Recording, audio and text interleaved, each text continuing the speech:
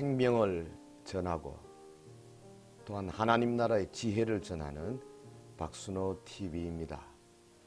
오늘도 하나님은 참 좋은 날 우리에게 주셨습니다. 오늘은 특별히 우리 교회 성장의 필수적인 특성들 그 중에 8가지를 골라서 함께 생각해 보겠습니다. 하나님께서 오늘 말씀을 통해서 우리에게 생명과 지혜를 더 많이 주시기를 간절히 바랍니다. 하나님의 교회는 반드시 성장해야 합니다. 교회는 하나님의 나라의 가시적인 표현입니다. 교회는 하나님 나라 확장의 원동력입니다. 따라서 교회가 성장하는 것은 하나님의 뜻입니다. 물론 여기 성장이라는 말은 양적인 성장, 질적인 성장, 양과 질, 양면을 다 포함 말씀이 되겠죠. 하나님 나라 확장성에 관해서 성경은 여러 가지로 비유의 말씀을 주고 있습니다. 예를 들어서 겨자씨 비유, 누룩의 비유, 씨 뿌리는 비유, 예수님이 직접 주셨지 않습니까? 실제로 예수님은 갈릴리에서 사역을 시작하시고 그 사역이 점점 확대되어서 유대 지역으로 또 나아가서 사마리아로 넓어졌지 않습니까? 주님은 천국으로 하늘로 올라가시기 직전에 제자들을 불러 모아놓고 지상명령, The Great Commission을 주셨습니다. 지상명령의 초도가 어떻게 시작됩니까? 너희는 가서 모든 민족을 제자로 삼아. 모든 민족. 당시 그 조그마한 지역을 걸어서 다니던 그런 시대. 지금부터 2000년 전에 이미 예수님께서는 온 세상을 품에 안으신 것입니다. 그래서 제자들이 이 주님의 비전을 가지고 열심히 일하고 해서 저들이 예루살렘 지역, 유대 지역, 사마리아 지역, 나아가서 소아시아 그리고 저 유럽까지. 그래서 이 사도행전이 역사를 이루게 된 거 아니겠습니까? 지금 이제 2000년 동안 교회가 계속적으로 이 사역을 진행하고 있습니다. 주님의 재림 때까지 교회는 반드시 전 세상에 하나님의 말씀을 외치고 하나님 나라 확장하는 사역에 사용되어질 것입니다. 그런데 이 교회가 양적으로 성장하고 혹은 질적으로 성장하고 말은 쉽지만은 그러나 그 성장이 건강한 성장이 된다는 거 절대 쉬운 일이 아닙니다. 단순히 살만 찌는 양적인 성장이 아닙니다. 우리의 몸이 문자 그대로 아주 건강한 몸으로 자라가는 질적 양적 교회, 질적 양적 조직체. 왜냐하면 교회는 유기체적 본질을 가진 조직체이기 때문에 그렇습니다. 유기체라는 것은 항상 성장해야 되는 거죠. 성경은 그렇게 비유하고 있습니다. 교회는 그리스도의 몸이다. 동시에 교회는 지어져가는 건물이다. 그렇게 비유하고 있지 않습니까?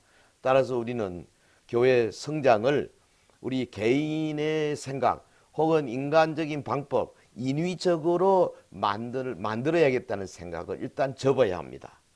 하나님께서는 이미 교회 안에, 말씀 안에 생명체적인 잠재력, 포텐셜 파워를 풀어놓았습니다. 그래서 교회는 이 하나님의 법칙대로만 잘 나가면 반드시 성장할 수밖에 없는 겁니다. 자, 그 문제를 같이 생각하겠습니다. 하나님은 교회를 자라게 하신다. 성경의 원리입니다. 자생적 원리라 말할 수 있죠.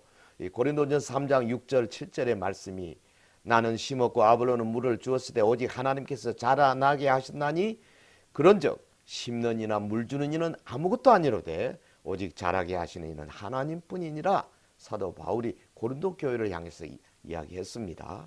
여기 보면은 사람이 할 수 있는 일이 있고 할 수 없는 일이 있지 않습니까? 사람이 할 수 있는 일은 뭡니까? 심는 겁니다. 가꾸는 겁니다. 그리고 나중에 추수하는 일이죠. 그런데 열매를 맺히는 일은 결국은 하나님이 하신다 그 말이죠. 본문에 오직 자라게 하시는 이는 하나님뿐이니라. 그렇습니다. 우리는 우리가 할 수 있고 우리가 해야 할 일을 할 뿐입니다. 자생적 원리는 다르게 표현하면 교회 성장의 핵심적 원리로서 하나님이 교회를 자라게 하는 이 생명체적인 원리라고 말할 수가 있을 것입니다. 이 부분에 대해서 우리 NCD, Natural Church Development라고 자연적 교회 성장 연구소가 있어요. 그곳에서 참 놀라운 발견을 했습니다. 예, 크리스찬 슈바르츠 박사 그 책에 보면요, 32개국 그리고 거기서 한 1000교회 이상 설문조사를 했습니다. 설문조사 전체 내용이 한 420만 개, 엄청난 모집단이죠. 그 모집단 방대한 자료를 수집해 가지고 그것을 과학적 통계적 방법으로 연구했어요. 다시 말하면 교회가 양적으로 질적으로 같이 성장하는 교회, 양적인 성장은 있지만 질적으로는 잘 안 되는 것 같은 교회, 질적으로는 성장하지만 양적으로 성장이 잘 안 되는 교회, 양적 성장도 안 되고 질적 성장도 안 되고 그런 교회, 한 4개의 교회 분야로 나눌 수 있지 않습니까? 근데 거기서 통계학적인 방법으로 놀라운 자료를 뽑아냈으면 어떻게 하면은 질적, 양적으로 성장하는 교회가 될 수 있을 것인가? 거기서 건강한 교회로의 성장에 반드시 있어야 하는 질적인 특성을 몇 가지 발견했습니다. 그 8가지 특성. 그래서 NCD는 이렇게 결론합니다. 우리는 이 질적 특성을 높이기 위해 전략적으로 접근해야 한다. 다시 말하면 생명체적인 원리로 접근할 때에 자연적인 교회 성장을 이룰 수 있다. 자, 그래서 오늘 내용은 NCD, 도서출판 NCD에서 나온 책에서 여러 가지로 참조해서 만들었습니다. 예, 제가 2014년도 3월인가요? 서울의 100주년 기념관에서 우리 대구 서영교회 성도들이 중심이 되어 나와서 거기서 사도행전적인 교회, 사도행전으로 보는 그 교회, 하나님이 사도행전을 통해서 보여주시는 바로 그 교회에 대한 내용, 저희 교회가 몇 년 동안 해오는 내용들을 가지고 컨퍼런스를 한 사진입니다. 이 사도행전에 보면 교회 성장의 원리들이 잘 나와가 있죠. 자, 우리 NCD가 주장하는 질적 특성 8가지 가운데 조금 빨리 나가겠습니다. 첫 번째 특성, 사역자를 세우는 지도력. 이 지도력에 대한 겁니다. Empowering leadership. 여러분, 교회 안에 지도력이 없는 교회는 없습니다. 근데 그 지도력의 성격이 어떤 것이냐? 교회 성장에 무엇보다 중요한 요소가 지도력인데요. 그런데 아무 지도력이나 다 좋은 것이 아니다 그 말이죠. 연구에 의하면 교회가 질적 양적으로 성장하는데 꼭 필요한 것은 사역자를 세우는 그런 지도력이다 그 말이죠. 다시 말하면 새 신자가 들어왔습니다. 교회에 짧은 시간에 양육이 되고 지도자가 되어가는 과정. 어떤 교회는 뭐 2년, 3년, 5년, 10년 걸릴 것이고 어떤 교회는 짧게 걸릴 것이고, 지도력이 좋은 사역자를 세우는 지도력이 좋은 교회는 평신도들을 단순히 조력자로만 보는 것이 아닙니다. 평신도들 속에 있는 잠재력을 개발하고 격려를 하고 동기부여도 하고 훈련도 하고, 그래서 훌륭한 지도자로, 훈련된 지도자로 세워나가는 교회. 이게 질적 특성 첫 번째 요소예요. 연대 구역 운영을 하지 않습니까? 모든 구역이 구역장이 있습니다. 그런데 항상 부구역장을 발굴해요. 그래서 열심히 구역이 전도하고 사역할 때 배가 됩니다. 2개의 구역이 세워지지 않습니까? 그러면 그 2개의 구역에서 각각 구역장과 또 부구역장. 먼저 부구역장이 구역장이 되고 또 다른 부구역장이 2사람이 생기게 되는 거죠. 그래서 끊임없이 사역자가 세워지는 그런 체계를 갖추는 교회. 여러분의 교회는 어떻습니까? 사역자를 세워 나가는 교회입니까? 아니면 뭐 그저 한 앞장서 몇 사람만 열심히 하고 나머지는 그냥 따라만 교회입니까? 이 지도자들이 이 사역자를 세운 일에 앞장서야 할 줄로 믿습니다. 자, 두 번째 질적 특성, 은사 중심적 사역. 은사 중심적 사역. gift oriented ministry라고 말할 수 있는데요. 예, 하나님은 모든 성도에게 각기 다른 은사를 주셨다. 이 성경의 주장이죠. 은사는 우리에게 주신 주님의 우리를 위한 뜻, 그것을 보여준다고 말할 수도 있어요. 예컨대 내가 전도의 은사를 갖고 있으면 하나님은 나를 통해서 전도하기를 원하신다. 내가 다른 사람을 섬기고 발씻기고 그들을 위해서 헌신하고 봉사의 은사를 갖고 있다면 하나님은 나를 통해서 봉사일을 하게 하시는구나. 그렇게 보시면 돼요. 은사들이 많죠. 근데 그 여러 수십 개의 은사들이 크게 나누면 예배나 전도, 봉사, 양육, 친교, 행정 이런 사역에 필요한 제반 은사들입니다. 좋은 교회는 어떤 교회냐? 은사를 찾아냅니다. 성도들 각각 자기 은사를 찾아서 자기 은사에 맞는 사역을 하도록 최대한 밀어주는 교회. 이 만인제사장 원리가 바로 여기서 나오지 않습니까? 여러분의 교회는 어떻습니까?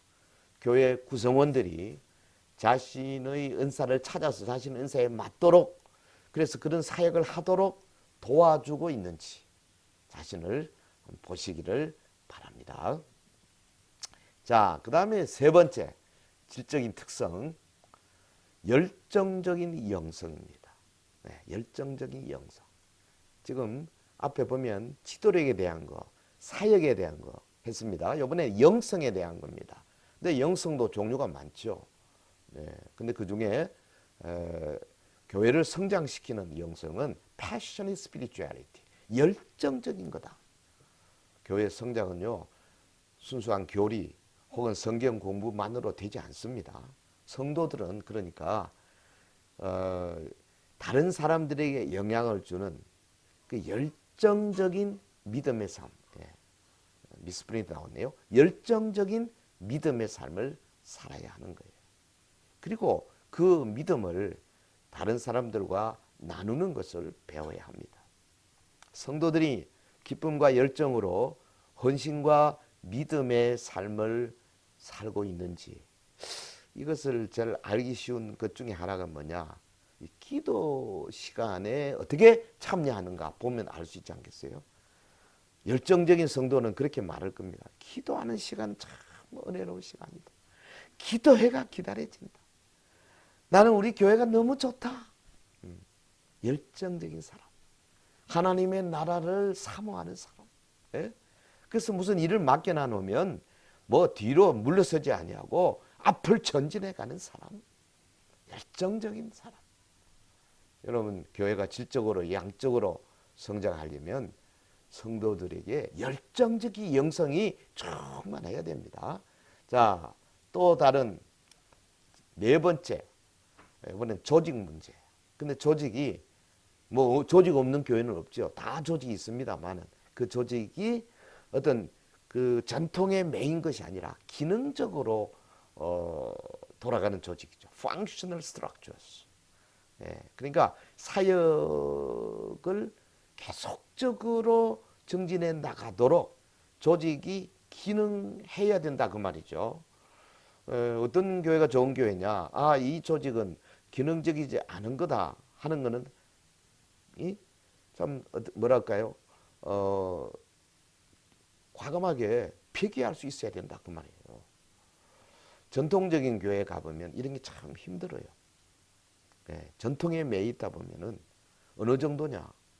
심지어는 뭐 예배 순서 하나 바꾸기 어렵습니다. 찬양하는 스타일 바꾸기 어렵습니다. 뭐 어떤 교회 그런 말도 해요. 피아노 위치 하나 바꾸기도 어렵다는 거예요. 왜? 뭐 전통에 꽉 매여있기 때문에 그렇지 않습니까? 만약에 여러분 교인들의 대다수가 나는 우리 교회가 전통에 매여 있다고 생각한다 그런다면은 기능적인 조직이라고 말할 수 없을 겁니다. 여러분의 교회는 어떻습니까? 새로 시작한 사역을 계속적으로 발전시킬 수 있도록 조직이 필요하면 또 만들고, 이거는 필요 없다 하면 과감하게 바꾸고, 이런 어떤 변화에 민감한 그런 교회인지요. 기능적 조직. 그러니까 특성 네 가지. 첫 번째 지도력, 두 번째 사역, 세 번째 영성, 네 번째 조직. 이 요소 가운데 그 요소의 특징들을 기억하셔야 됩니다. 자, 그 다음에 다섯 번째 요소는 예배인데요. 예배 중에 질적인 특성은 뭐냐? 영감이 있어야 된다. 영감 있는 예배다. Inspiring worship service다. 영감 있다. 라틴 말로 하면 인스피라티오. 하나님의 영으로부터 오는 영감이라는 뜻이에요. 성령님이 주시는 영감이에요. 성령님이 역사할 때 예배 분위기는요, 분명히 다릅니다. 벌써 찬송 다르고 기도 다르고 달라요. 또 뿐 아니고 예배하는 그 예배자들 개인의 내면도 중요하지만 특별히 그 장소, 조명, 안내팀, 인도자, 예배 순서 다 중요한 겁니다. 그래서 전체가 어우러져서 성도들이 예배에 참여해가지고 나는 오늘 영감 넘치는 예배를 드렸다, 이런 마음이 들 수 있도록 만들어낸다, 그 말이죠. 영감 있는 예배. 여러분 교회는 영감 넘치는 예배를 경험하고 있는지요? 성도들이 이구동성으로 나는 정말 교회 가는 것이 즐겁다, 그렇게 말하고 있는지요?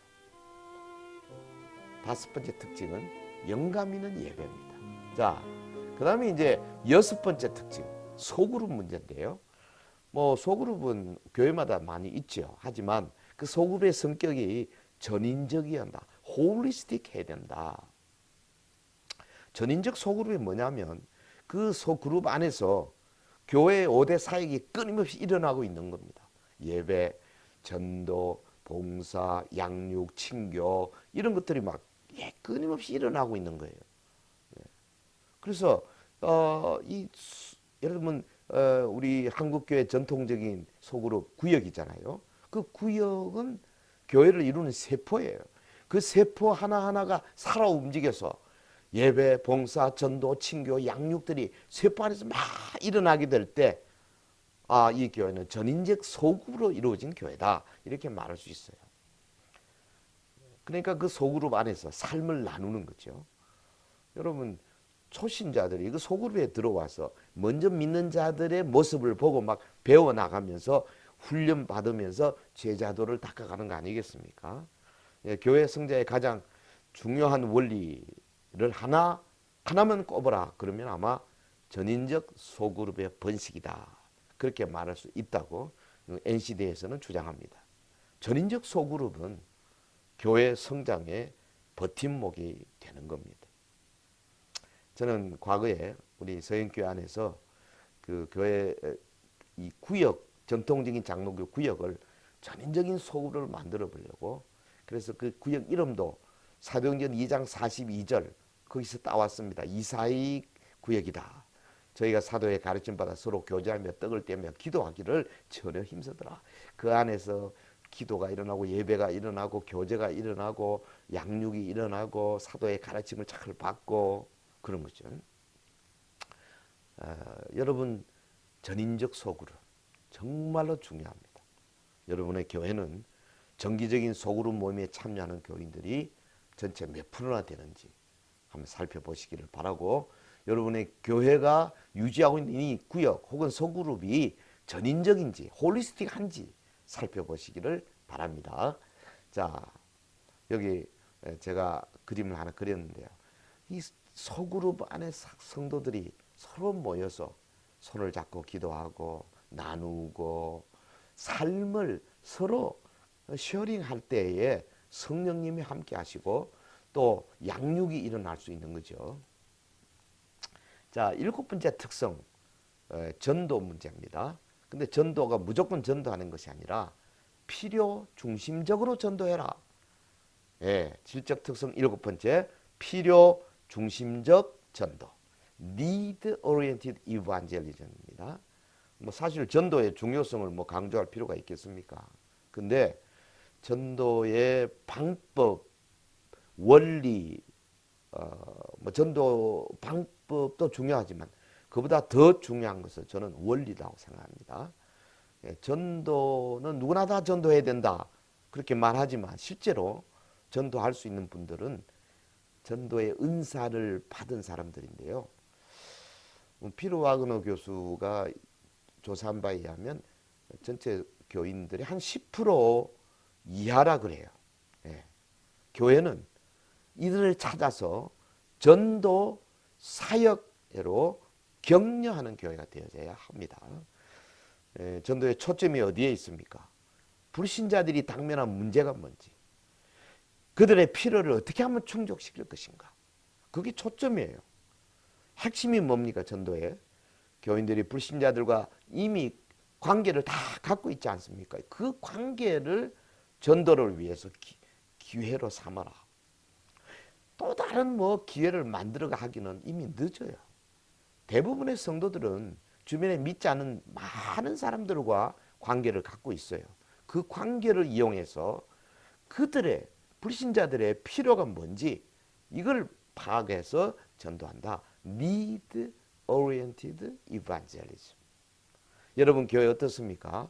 전도의 은사를 가진 성도들이 관계 전도에 힘쓰도록 그 은사 가진 성도들도 발굴하고 그들로 하여금 관계 전도하도록 혹은 오이코스 전도하도록 격려를 하고 있는지 살펴보시기를 바랍니다.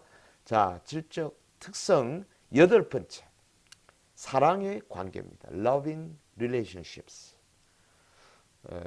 이거 뭐냐 하면은 교회가 얼마나 사랑들을 표현하고 있으며 나타나고 있으며 성도 개개인이 교회 전체 분위기에서 사랑을 맛보고 있느냐 이겁니다. 실제로 사랑이 있냐 없냐 물론 그것도 중요하지만 얼마나 성도들이 그것을 느끼고 있느냐 이게 중요하다 그 말이죠. 뭐 하기 위해서? 교회가 양적으로 질적으로 성장하기 위해서. 그래서 사랑 지수를 구하는 그런 통계치를 NCD에서 개발했지 않습니까? 예를 들면 성도들이 얼마나 자주 서로를 식사 모임에 초대하는가. 당신은 지난 2개월, 3개월 동안 몇 번이나 식사 모임에 초대를 해왔는가. 차 모임에 초대했는가. 여러분의 교회 안에 서로를 칭찬하는 말들이 얼마나 넘치고 있는가. 이런 것들을 이제 설문조사를 통해서 사랑 지수를 구한다 그 말이죠. 실제로요. 웃음이 넘치는 교회 생활은 교회의 질적 양적 성장에 중요한 영향을 미칩니다. 예. 그러니까 많은 교회들 저도 그 과거에 제가 섬기던 그 교회에서 이 NCD 조사를 몇 번 해봤는데요. 제일 적게 나오는 게 이 사랑의 관계더라고. 그래서 어떻게 하면 교회가 막 사랑 넘치고 웃음이 넘치고 서로를 칭찬하게 하고 자주 만나게 만들고 할까? 여러 가지로 설교도 하고 그런 모임도 만들어내고 각 구역에서 그것을 직접 시범하기도 하고 그래서 한 두세 달 후에 다시 조사를 해보니까요. 역시 사랑의 관계 지수가 싹 올라가는 걸 봤어요. 여러분 사랑이 부족한 곳에서 교회 성장하는데 장애물이 되는 가시와 은근퀴가 계속 솟아날 수밖에 없는 겁니다. 여러분의 교회는 어떤 교회입니까? 웃음이 넘치는 교회입니까? 서로 칭찬을 많이 하는 교회입니까? 네. 자, 8가지 했습니다.